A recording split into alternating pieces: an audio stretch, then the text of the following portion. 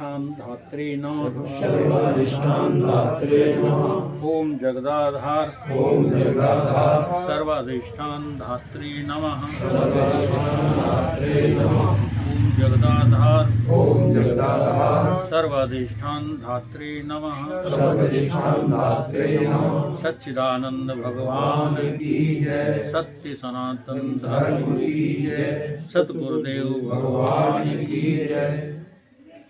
उत्पत्ति प्रकरण योग वशिष्ठ उत्पत्ति प्रकरण सर्ग क्रमांक जो है 8वां सर्ग चलेगा।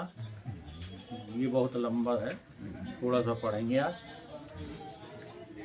वशिष्ठ जी बोले कि हे राम जी, जिस पुरुष के चित्त और प्राणों की चेष्टा परस्पर बोधन आत्मा का है, जो आत्मा को कहता भी है, आत्मा से तोषवान भी है, आत्मा में रमता भी है, ऐसा ज्ञाननिष्ठ जीवन मुक्त होकर फिर विधि मुक्त होता है। इस बात को गहराई से समझिए। क्या कह रहे हैं वशिष्ठ जी कि प्राणों में का मतलब समझाए, तुम्हारी हर श्वास में तुम कौन निकलो? ब्रह्म निकलो। श्वास श्वास। हाँ, श्वास श्वास सुमरण करो, वृथा श्वास मत खो, ना जाने इस श्वास का आवन हो न हो। हर श्वास में, जैसे हमारे विदुर जी थे, हाँ, हमको बस देख लें कि उनका चेहरा इतना खिल जाता था। वो वजह क्या थी? वजह यही थी कि उनकी उस जो है निश्चयात्मक जो है बुद्धि को कोई स्वीकार नहीं कर रहा था। घर न परिवार न समाज, सही है, नहीं कर। मुझे वो पूर्ण रूप से स्वीकार थे। खुश हो जाता है। तो जानते हो कि कितनी बड़ी बात है। जब जो है ज्ञानी को ज्ञानी मिलता है तभी तुष्टि होती है। हाँ, अज्ञानियों से ज्ञानी तुष्ट नहीं रहता, परेशान रहता है कि हम इतना इनको समझाते हैं, भले गुरु हो। फिर जब ये दिखाई देते हैं तो क्या करते दिखाई देते हैं? संसार में ही व्यस्त दिखाई देते।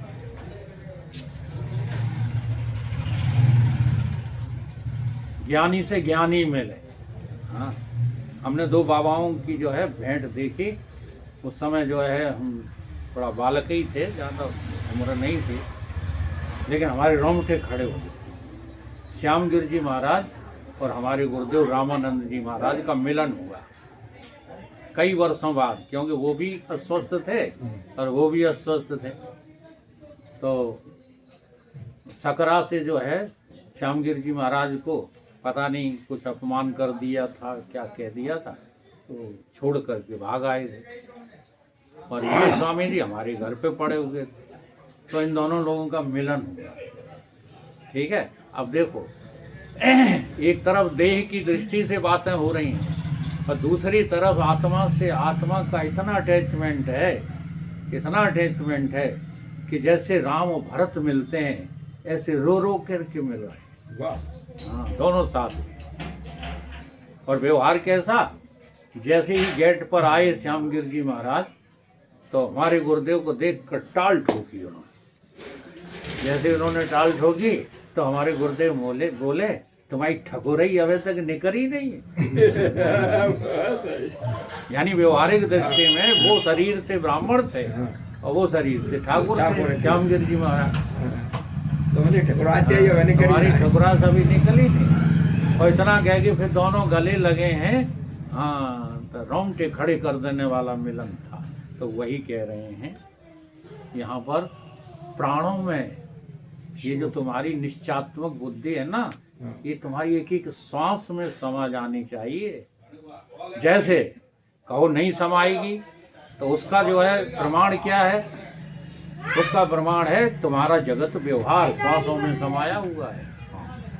देख लो, तो श्वास श्वास सुमरण कर। जैसे हमारा विनय श्वास श्वास में सुमरण करता है कि हमारा ब्याह हो जाए, हमारा ब्याह हो जाए। करता है कि नहीं? पूछ लो। ऐसे ही आप लोग कुछ ना कुछ श्वास में सुमरण करते रहते हो। भाई भी नहीं कहा, बस कोई हरा और नाम लेते हो कि राम का हम सुमरण। राम का सुमरण ऐसे नहीं होता है। जगत को त्यागे बिना राम का स्मरण नहीं होगा। जब जगत को त्याग दोगे तो अपने आप राम ही तो हो तुम यार, राम के अलावा तुम हो कौन। यही कह रहे हैं वशिष्ठ जी। आत्मा को आग कहता भी है, आत्मा से तोषवान भी है, तुष्ट भी उसे कहाँ मिलती है? खाने से पीने से, खाएगा पिएगा ये बात नहीं, सब होंगी बात है ये तो। ढोंगी नहीं होता आत्मज्ञानी। रोटी के समय रोटी खाएगा, पकवान के समय पकवान खाएगा, लेकिन उसे तुष्टि नहीं होती उन कामों में। तुष्टि तो उसे किससे होती है? केवल अपने आत्म जो है चिंतन से होती है। आत्मा में ही रमता है ऐसा ज्ञान निष्ठ जीवन मुक्त। ऐसा ज्ञान निष्ठ कौन होता है? जी। तो जब तक जो है शरीर बना रहा, किसका? विदुर जी का, गुरुदेव का, परमानंद जी का, यो रामानंद जी का, जितने भी हैं, हाँ जितने अच्छे संत हैं सबको प्रणाम मैं करके कहता हूँ। सबके नाम तो नहीं ले पाऊंगा। वो कौन है? वो है जीवन मुक्त महात्मा। इन्हें कहते हैं जीवन रहते रहते मुक्त हैं। ये मुक्ति उन्हें कहीं से लेना नहीं है। हाँ, मरने के बाद नहीं मिलेगी मुक्ति, या किसी के आशीर्वाद से मुक्ति नहीं मिलेगी, कोई पदार्थ खाने से मुक्ति नहीं मिलेगी, गंगा में नहाए ना डुबकी लगाने से मुक्ति नहीं मिलेगी। वो तो जो है चलते फिरते, कबीर बाबा की तरह दिया अभिमानी गलते जाते परमात्मना यत्र यत्र मनो याति तत्र तत्र समाधिया। उनकी तो सहज समाधि लगी। किनकी? ज्ञानियों की। ज्ञानी को ज्ञानी ही पहचान पाता है, अज्ञानी की ताकत नहीं है। सही।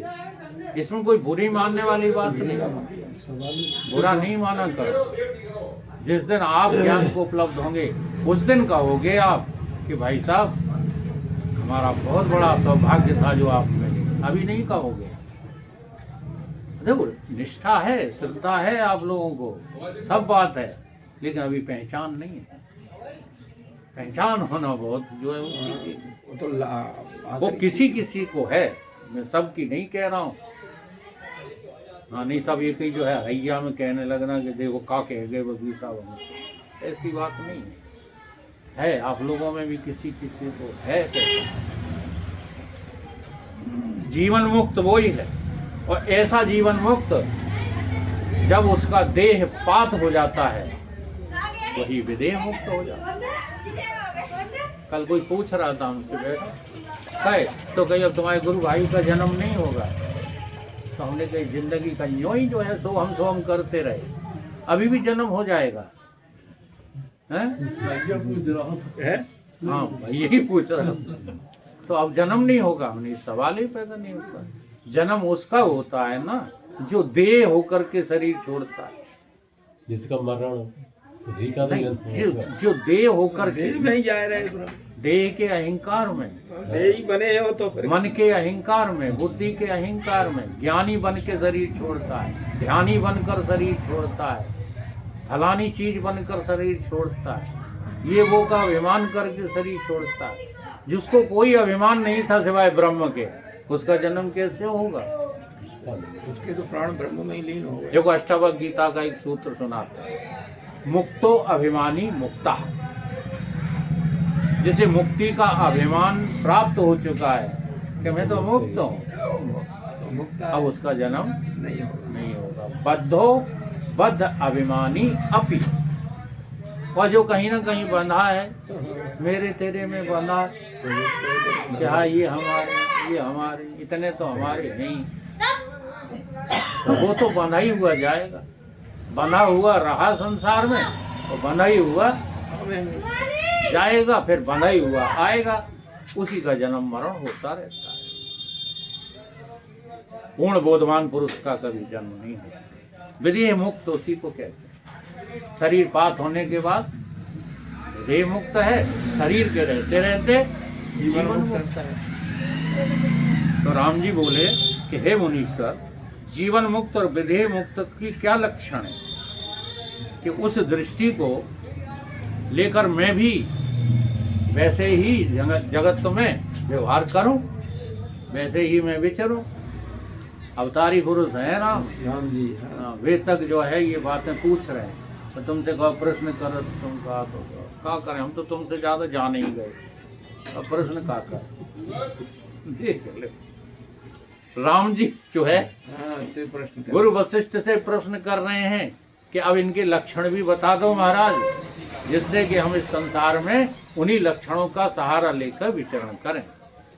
वशिष्ठ जी बोले कि हे राम जी, जो पुरुष सब जगत के व्यवहार करता है और उसके हृदय में द्वैत भ्रम शांत हो गया है, व्यवहार तो कर रहा है, बात समझना बड़ी बारीकी की है, खा रहा है, पी रहा है, चल रहा है, बात कर रहा है, सब कुछ हो रहा है, लेकिन उसकी बुद्धि में कोई दूसरा रहा नहीं नहीं। सच बताऊं तो क्या बताऊं अपने हृदय की। हाँ, मुझे दुश्मन भी जो है भगवान ही नजर आता है। सही अब कहो कि दुश्मन शराब पी करके गाली दे रहा है और मुझे भगवान नजर आ रहा है, तो हम बाकी जाए के चरण बंदन करने लगे, ये ज्ञान फ्यान का लक्षण नहीं। सही है। वहां तो फिर जैसे रावण को जो है राम ने पछाड़ दिया, तो ऐसे ही फिर हाँ। तो वहाँ तो बाण ही ऐसे काम ज्ञानी अज्ञानियों को पछाड़ता है। पेट फूलते वो ज्ञानी फ्यानी कुछ नहीं है जो रिया है, सही जो है। गैंगोलॉजी पढ़े वो काहे का ज्ञानी। सटसन के नहीं फूटे जी हाँ, लेकिन वो ज्ञान में रहता है।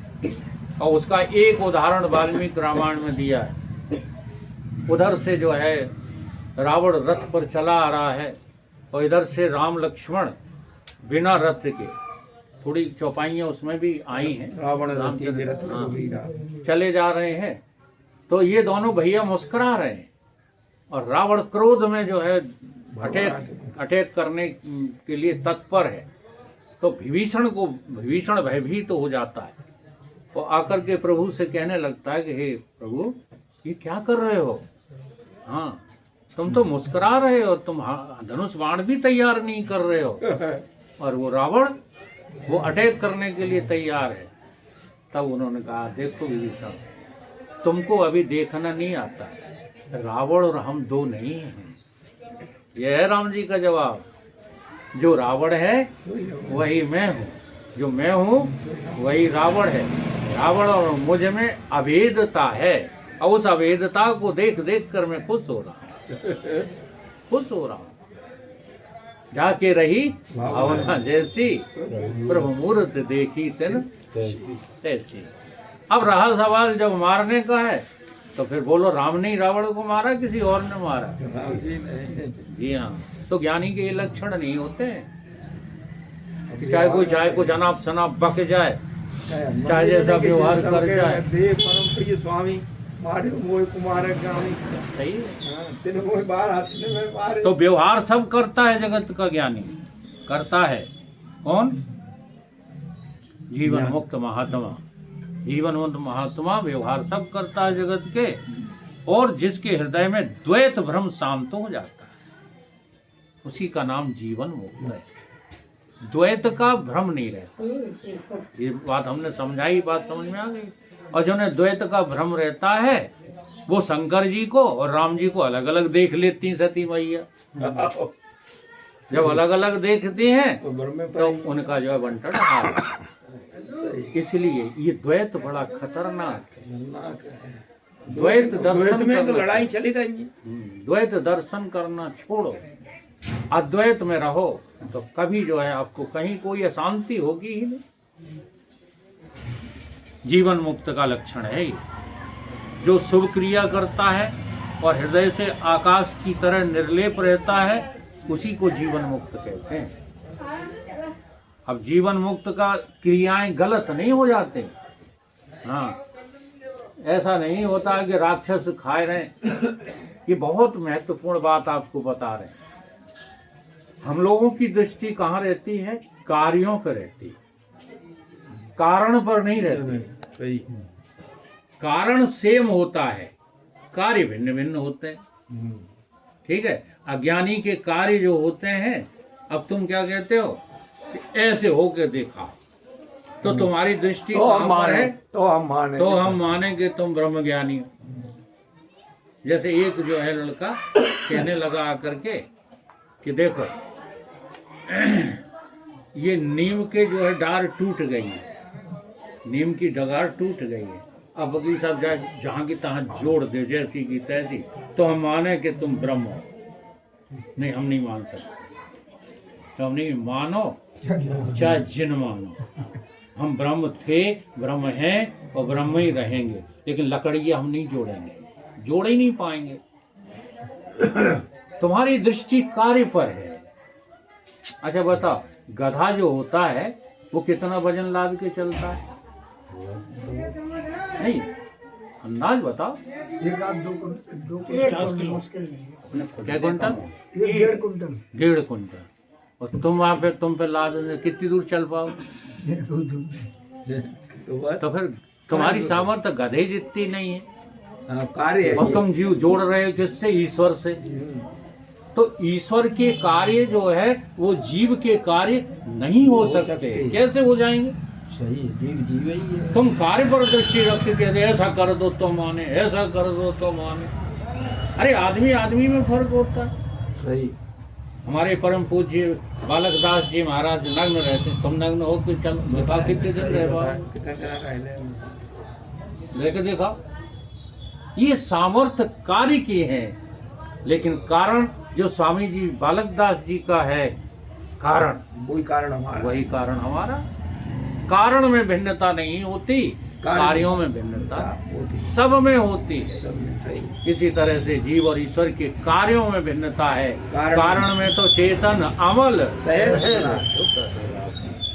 ये बातें सब समझने की हैं, और हम समझने के बहुत दूर चले जा रहे हैं। कार्य करने में लगे हो,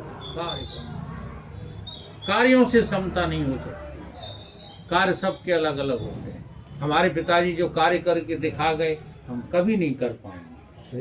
तुम्हारे पिताजी जो करके दिखाए गए, तुम करके दिखाओ, नहीं कर पाओगे। तो फिर क्यों सान मारते रहते हो और उसी सान में लगे रहते हो, और लोग बाग उसी में तुमको आगे बढ़ाते रहते। हाँ, देखो जाके पिता ने कुछ नहीं धन कमा पाया, जगदीश ने ढेर लगा दिया। जगदीश ने मरने के और नर्क के सामान इकट्ठे कर लिए, ये कोई कहने की हिम्मत नहीं करता। कम से कम इनके डोकर इतने भोले तो थे कि सिवाय बीड़ी के और कछु जानते ही नहीं थे। हाँ, तो अगला जन्म उन्हें तो मनुष्य का मिल जाएगा। हम छाती ठोक के कहते हैं कि ये यही कार्य करते रहे, इन्हें नहीं मिलेगा। कार्यों से मत तुलना करो, चाहे कछु करो, सही कह रहे हैं। कारण पे पहुंचो। अगर आपने कारण को जो है पहचान लिया, तो आपका इसी जिंदगी में उद्धार हो सकता है। और कार्यों को देखते रहे, तो कार्य देख देख करके तो आदमी पूरा कलयुगी हो गया है, घोर कलयुगी हो गया है। बिना करें काम कैसे चलेगा? ये सारी 84 लाख योनि क्या करते हैं बताओ? चिड़ैया कौन सा खेत जोत रही हैं? और काम बिल्कुल चल रहा हो, सबके चल रहे हैं कि यहाँ पर नजर नहीं जाती किसी की। तुम्हारा कार्य है केवल भगवत भजन, और कोई कार्य नहीं है तुम्हारा। बाकी तो तुम भ्रमात्मक हो, भ्रम के कारण से व्यवहार में लगे पड़े हो। तो हम डंके की चोट पर तखत पर बैठ के सुनाया है, अब किसी के पल्ले पड़े चाहे न पड़े। क्या करते रहते हो? ये सत्संग है। जीवन मुक्त है जो पुरुष संसार की दशा से सुप्त होकर स्वरूप में जागृत हुआ है। देखो तुम्हें वो भी मिलता है, संकेत मिलता है कि नहीं? और वही ज्ञानी समझा रहा है। क्या संकेत मिलता है? कि जब तुम सुसुप्त हो जाते हो तो जगत रहता नहीं। तो प्रकृति के द्वारा जो हो रही हैं क्रियाएं, वही तुम जागृत में कर लो। क्या तकलीफ क्या है बताओ? सही। आज रात को सोए थे कि नहीं सोए थे? हैं?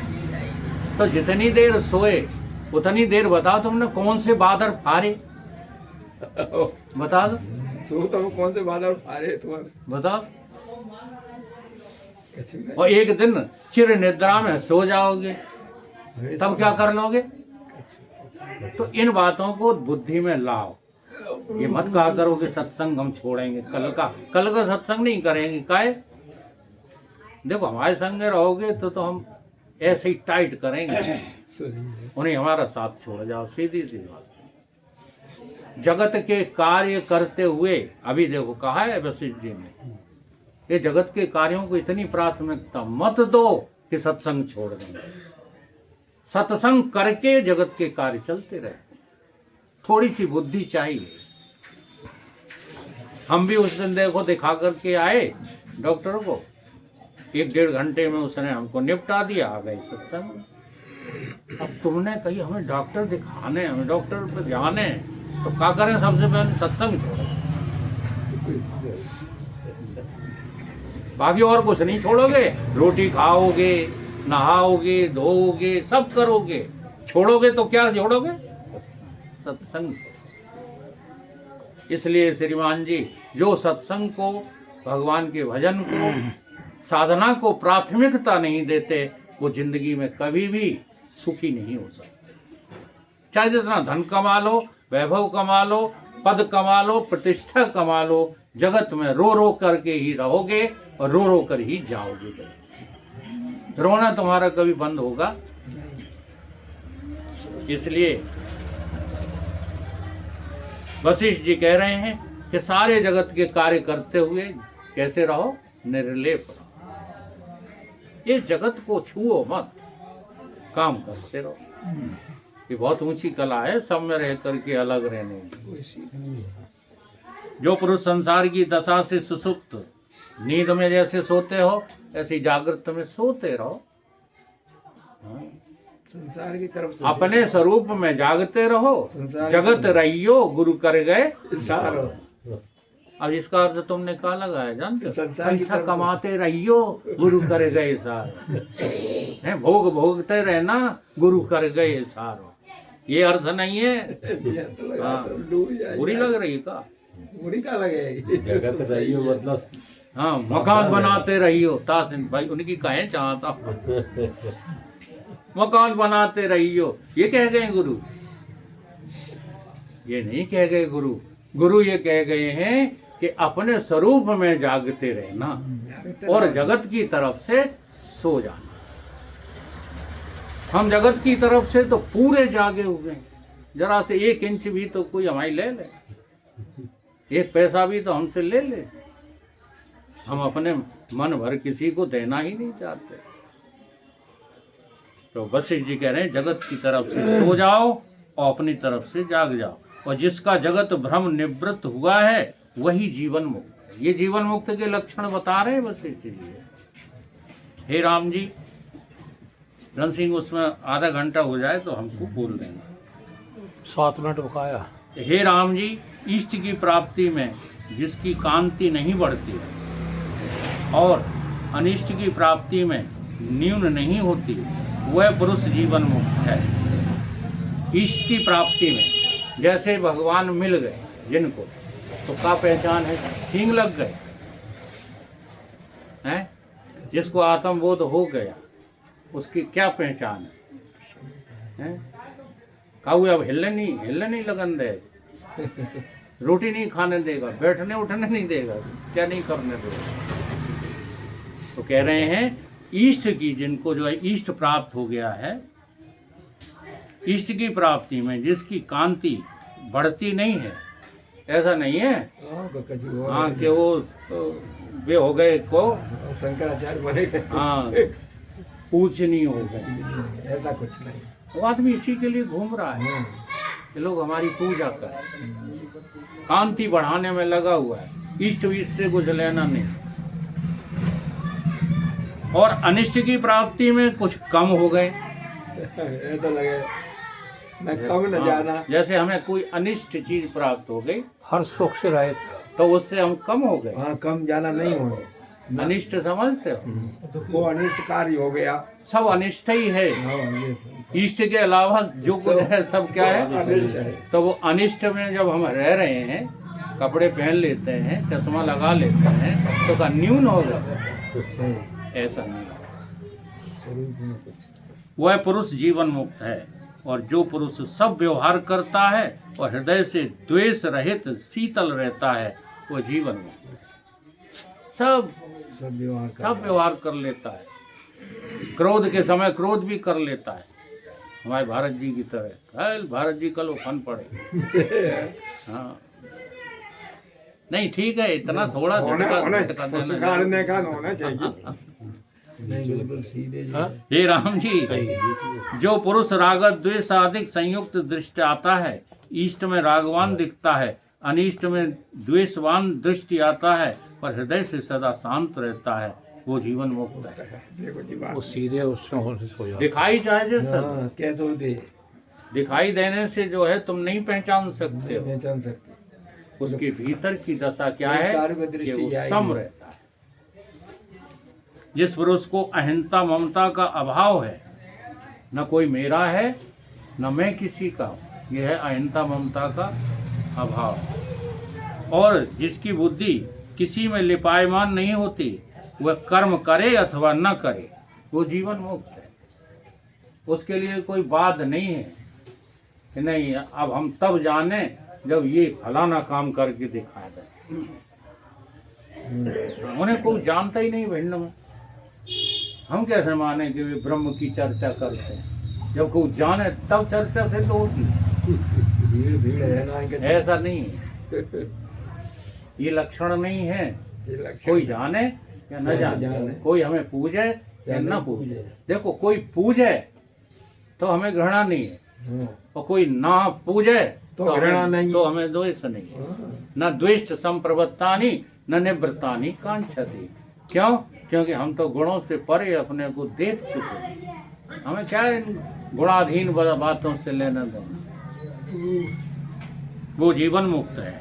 हे राम जी, जिस पुरुष को मान अपमान भय क्रोध में कोई विकार नहीं उपजता और आकाश की तरह शून्य हो गया है, वो जीवन मुक्त है। अब हम जो है एक ही बात कहते रहते हैं कि 20 साल 25 साल हो गए सत्संग करते, और आप लोगों को डांटते डांटते, ठीक है। कोई एक आदमी ऐसा आके बता दे कि हमारे डांटने से तुम्हारा कोई आर्थिक मानसिक दैहिक नुकसान हुआ हो, एक आदमी आके बता दे। कोई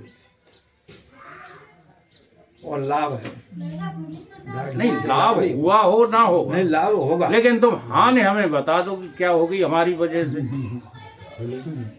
जब हानि नहीं हुई है तो फिर क्यों हमारे विपरीत चलते हो? क्यों हमारे सन्मुख नहीं होते? क्योंकि बात समझ में नहीं आ रही है। समझ में नहीं आती। हाँ, और कोई बात थोड़ी, बस इतनी सी ही बात है। इतनी सी बात। जो पुरुष भोक्ता भी हृदय से अभोक्ता है, भोक्ता हुआ भी हृदय से क्या है? अभोक्ता है। तुम्हें 2 साल दिखाई देगा, वकील साहब शक्कर खा लेते। हाँ, एक जन ने कौन ने डायरेक्ट ही कह दी हमसे, वो वीरेंद्र, हाँ, हमारे पायलट बेहू गरुण जी से कम थोड़े। गरुण जी ने यही तो कहा था, जी राम काई के राम राम, वही तो कहा, बंधे डरे हमने छोड़े। तो ऐसा नहीं है। भोक्ता हुआ भी अभोक्ता का तात्पर्य यही है, कोई रुचि नहीं है उसमें। कैसे कि इससे जो है हमारी तरक्की हो जाएगी, ये कोई जो है रुचि नहीं। इससे हमारा शरीर बढ़ जाएगा, ऐसा कोई रुचि नहीं है।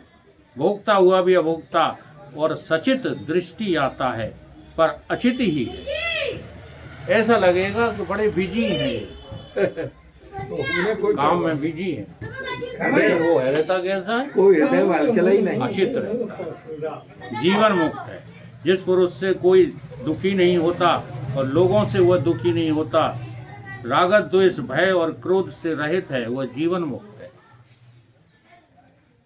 जिसके द्वारा कोई आज तक दुखी नहीं हुआ, आधा घंटा हो गया, और वो भी किसी से जो है दुखी नहीं होता, ऐसा पुरुष जीवन मुक्त है।